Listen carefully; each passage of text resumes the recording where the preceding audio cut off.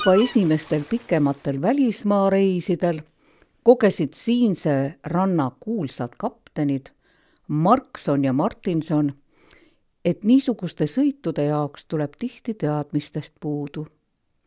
Riia ja Peterburi vahel olid metskaptenid küll omal kohal, kuid kaugematel ulgumeredel, kus silmapiiril pole ühtki maad ega meremärki, jäädi tihti hätta ja kuigi kasutusele tulid merekaardid, oli neist vähe kasu, kui kapten ei osanud kaarti lugeda.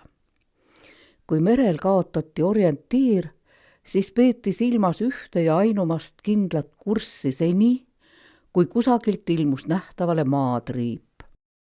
Laev jäi tundmatu ranna reidile ankrusse, paar madrust aerutasid laevapaadiga kaldale ja kohalike elanike abiga püüti siis selgeks teha, kus parasjagu laevaga asutakse. Kui asupaik kindlaks sai tehtud, siis püüti aru saada, kui kaugel on sadam, kuhu jõuda püütakse.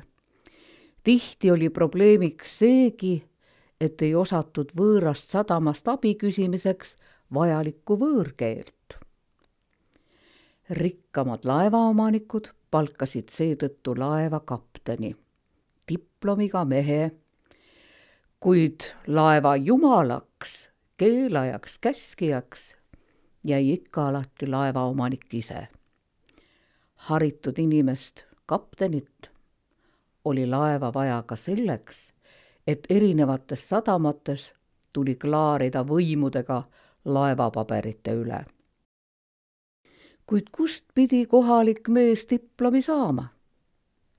Riia merekooli oli raske pääseda, kehva saksa keele oskuse pärast ja väheks jäi ka mõne talvise kestrikooli järel lugemise kirjutamise oskusest.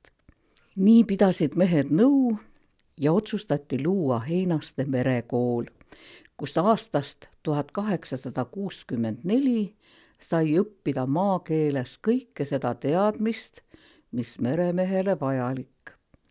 Õppima võeti kõiki soovijaid, vaatamata vanusele, rahvusele, usule või rikkusele. Kooli tulija pidi esitama tunnistuse meresõitude kohta, oskama lugeda, kirjutada, rehkendada. Koolis õppisid nii lätlased kui eestlased ja 1896. aastal avaldatud kaptenite nimekirjas on leida 118 Eesti kaptenit, kellest 57 on pärit siit kandist, Häädemeeste või Orajõe vallast. Heinaste merekool oli esimeseks Eesti rannas asuvaks diplomeeritud laevajuhtide sünnipaigaks.